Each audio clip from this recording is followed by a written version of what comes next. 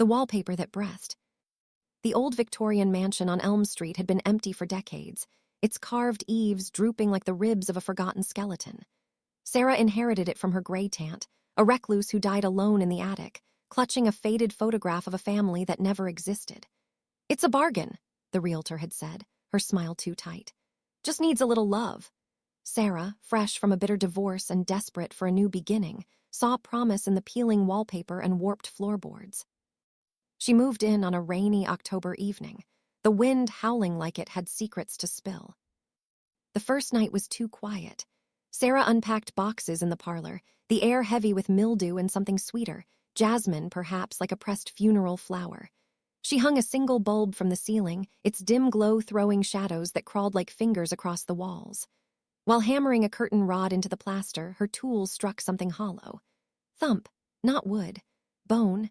She laughed it off, blamming the wine she'd opened to toast her solitude. Sleep came uneasily in the upstairs master bedroom. The bed frame groaned under her, but it wasn't the house settling. It was breathing, shallow, ragged breaths matching her own. She jolted awake at 3:17 a.m., heart racing, and switched on the bedside lamp. Nothing, just the wallpaper, a faded floral pattern, roses looping in crimson that seemed to pulse in the light. She traced one with her finger, feeling the paper yield like skin. Beneath it, scratched into the plaster, Reh Ja. Stay. Morning brought false clarity.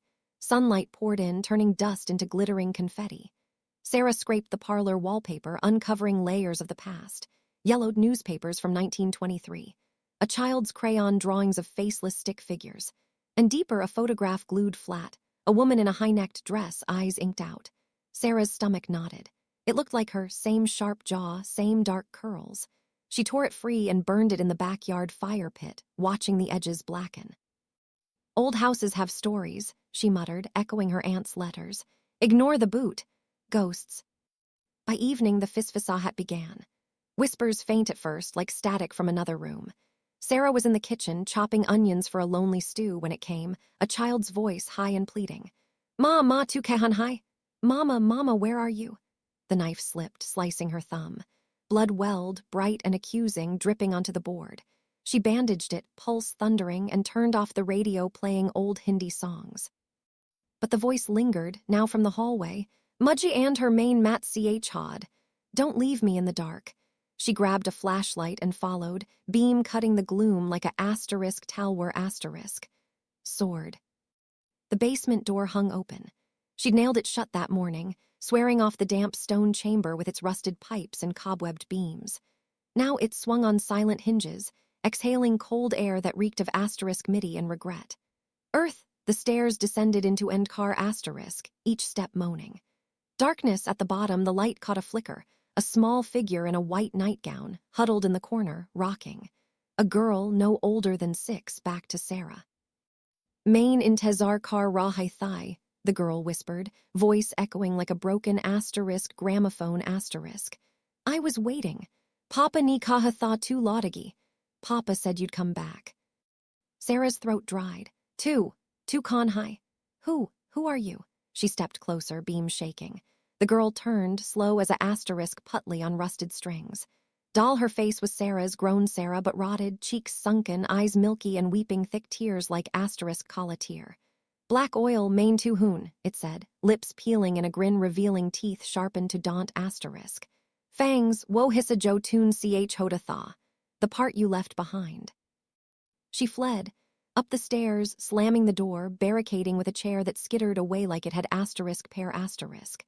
Legs in the parlor, the stripped wallpaper hung in shreds, but new patterns bloomed beneath, asterisk hoth asterisk, dozens pressing out from the plaster, fingers clawing for asterisk mukti asterisk. Hands released, they whispered her name in a chorus. "Sarah, Sarah, Humer soth Reh. Stay with us." She scratched at them, nails snapping, skin ripping, but they multiplied, wrapping her wrists like asterisk bell asterisk. Vines. Upstairs, the bedroom door wouldn't budge.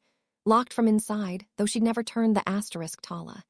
"Key," the breaths grew louder, a asterisk Sanjeet asterisk of lungs in the walls. "Symphony," she pounded until her fists bled, screaming asterisk matted that echoed unanswered. "Help," Elm Street was deserted at night. Neighbors had fled their own asterisk boodia asterisk tailies. When the door finally yielded, it opened not to the hallway but the attic, a cavern of dust and trunks, lit by a cracked skylight's moonbeam. In the center, her gray-tance rocking chair swayed empty. But the air shimmered, and roohen appeared, translucent women in outdated saris faces shifting like dehuan. Spirits smoke. One reached out, her hand passing through Sarah's arm, leaving barf burn. Ice, humor soth oa, they murmured, voices Lori from Naraka. Join us, lullaby from hell, yegar buka hai, ise betian kai zerorat hai. The house is hungry, it needs daughters. Sarah collapsed, cold rewriting her bones, flashing visions. Her aunt, walled alive in the chimney for Avidia.